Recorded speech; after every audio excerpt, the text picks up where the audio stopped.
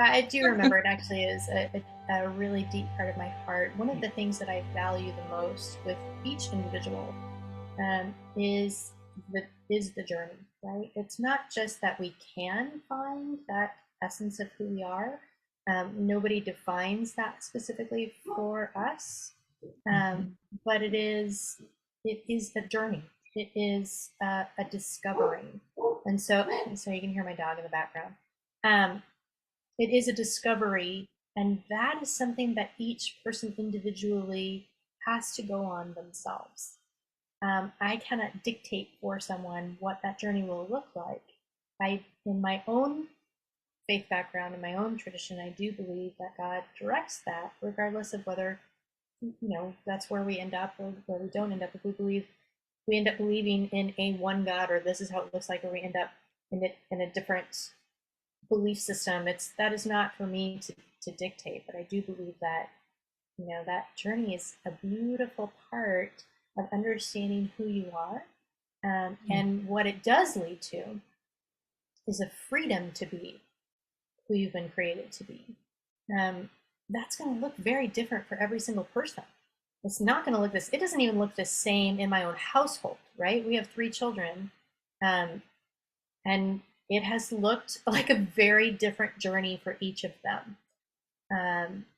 It does not look like sharing our same beliefs every single time just because that's what we share. It really is. So I want to honor that. I want to honor each traveler on that journey, which sounds almost a little woo-woo. And I'm certain that there are some people in my same faith tradition that may not like the way that I'm saying this. That's okay. Nobody has to like the way that I'm saying anything. But I respect deeply God's work from my own faith tradition in each individual person. If I believe what I say I believe, then I trust the God that I believe in. And that means that I trust in his way of doing things, which is not going to look the way that I think it needs to look all the time. Also, respecting deeply everyone else's journey and where they are in that journey. If I look back on my own life has not looked like Christianity across the board, even when I was saying that I was a Christian.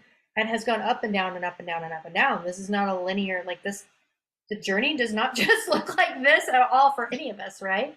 One of the things I've really appreciated recently is I've joined a philosophy class of a friend of ours from the cohort behind us, from cohort 11, and being able to hear from all the people who come to this class as we're working through like the Bhagavad Gita, or from different, all from different faith traditions, all from different places in that journey. Some of us not knowing where we're at, some of us knowing exactly where we're at, some of us knowing exactly where we're at from opposite ends of the spectrum, and all being very respectful and supportive, understanding that we're not at the end of the journey yet.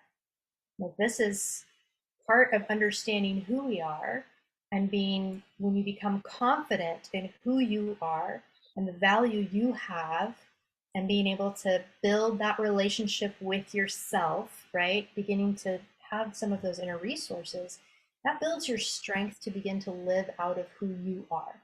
And it's not a euphemism for saying you get to do whatever you want to do and forget about other people. It actually begins to bring more compassion for other people around you, because you know how hard it was to work through that journey yourself. So I think it brings more patience and more compassion for the people around us. We are not the authors of the end of that journey or what that looks like.